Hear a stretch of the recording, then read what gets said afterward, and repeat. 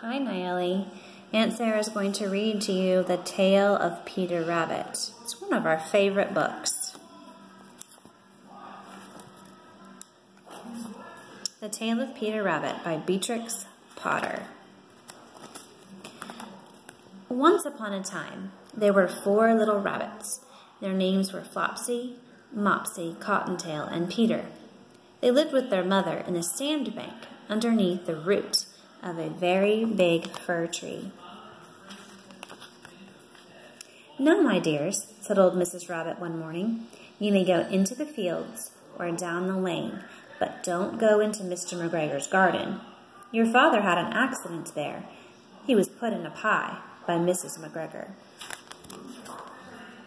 Now run along and don't get into mischief.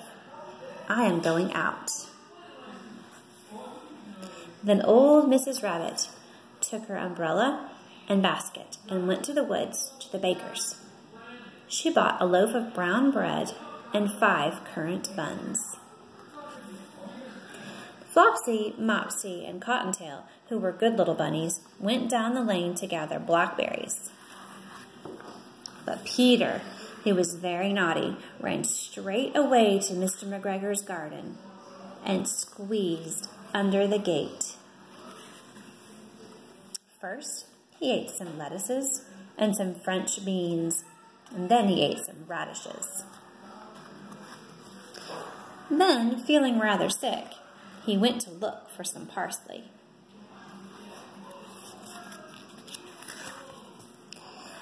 But round the end of the cucumber frame, whom should he meet but Mr. McGregor?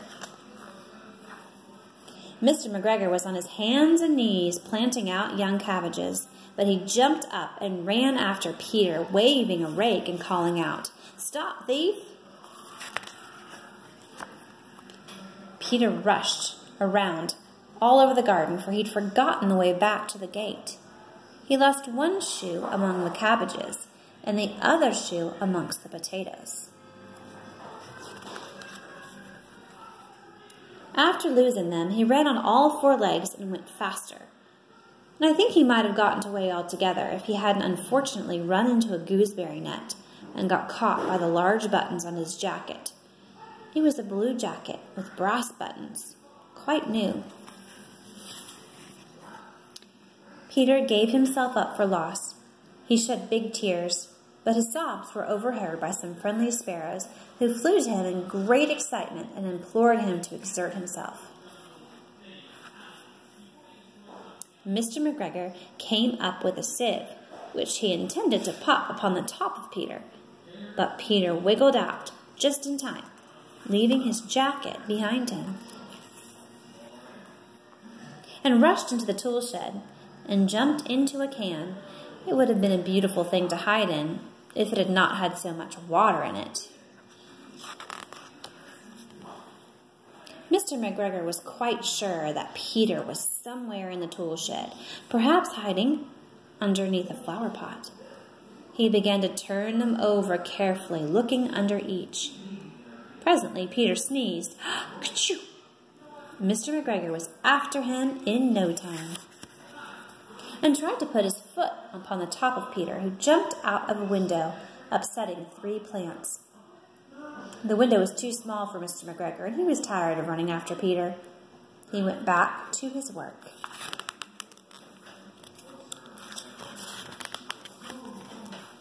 Peter sat down to rest.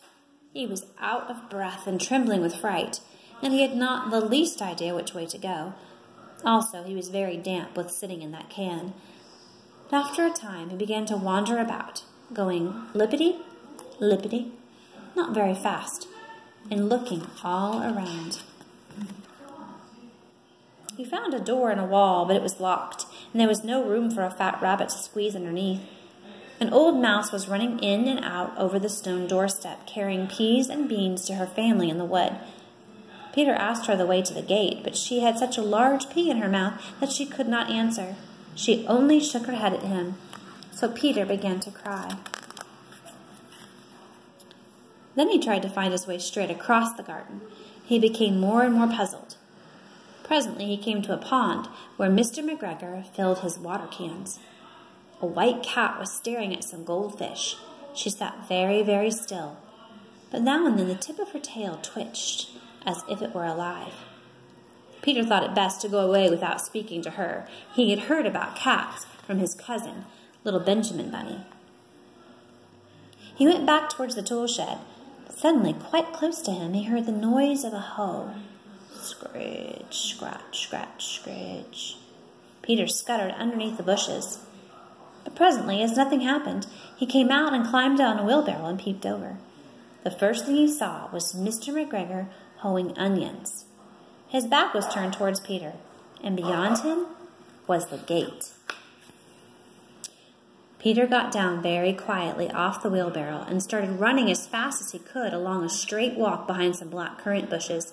Mr. McGregor caught sight of him around the corner, but Peter did not care. He slipped underneath the gate and was safe at last in the woods outside the garden. Mr. McGregor hung up the little jacket and the shoes for a scarecrow to frighten the blackbirds. Peter never stopped running or looked behind him until he got to the big fir tree. He was so tired that he flopped down upon the nice soft sand on the floor of the rabbit hole and shut his eyes. His mother was busy cooking, and she wondered what he had done with his clothes. It was the second little jacket and pair of shoes that Peter had lost in a fortnight. I'm sorry to say that Peter was not very well during the evening. His mother put him to bed and made him some chamomile tea, and she gave a dose of it to Peter. 1 tablespoonful to be taken at bedtime. But Flopsy and Mopsy and Cottontail had bread and milk and blackberries for supper. The end.